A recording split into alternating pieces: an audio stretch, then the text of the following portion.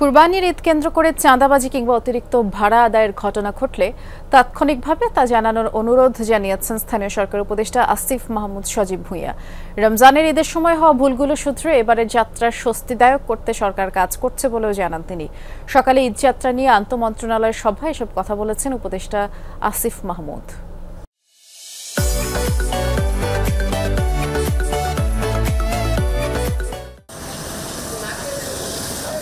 ঈদের সময় দেশের বিভিন্ন প্রান্তের উদ্দেশ্যে রাজধানী ছাড়েন প্রায় কোটি খানেক মানুষ।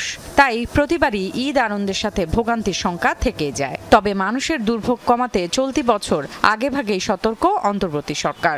ঈদ উদযাপনে দেয়া হয়েছে লম্বা ছুটির ঘোষণাও।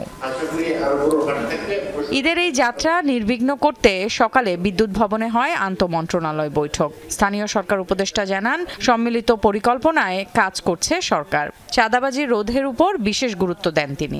আমাদের কিছু জিনিস উপলব্ধি আমাদের হয়েছে, যে জায়গাগুলোতে আমাদের ল্যাকিংস ছিল, তারপরেও সেগুলো এবার আমরা আরো ভালোভাবে অ্যাড্রেস করার চেষ্টা করব। আর যে কোনো ধরনের অনিয়ম কিংবা চাঁদাবাজি কিংবা যে কোনো ধরনের অভিযোগ আপনারা সংশ্লিষ্ট কর্তৃপক্ষকে দেবেন।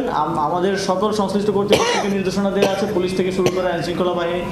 বৈঠকে উপস্থিত রেল উপদেষ্টা বলেন, অতিরিক্ত চাপ সামাল দিতে এবার 5 জোড়া বিশেষ ট্রেন চলবে। 5 জোড়া স্পেশাল ট্রেন চলবে এবং শুধুমাত্র কোরবানির পশু পরিবহনের জন্য 3টা ক্যাটেল স্পেশাল ট্রেন চালু হবে এবং এই ভিজিলেন্স টিম এবং মোবাইল কোর্ট অব্যাহত থাকবে। পশুর হাট যাতে কোনোভাবেই মহাসড়কে না আসে সে বিষয়েও বিশেষ নির্দেশনা দেওয়া হয় বৈঠক থেকে। সড়ক মহাসড়ক থেকে দূরে যাতে হাট বসানো হয় এবং এটা সীমানা নির্ধারণ করে দেওয়া হবে এবং এটা মনিটরিং করা হবে।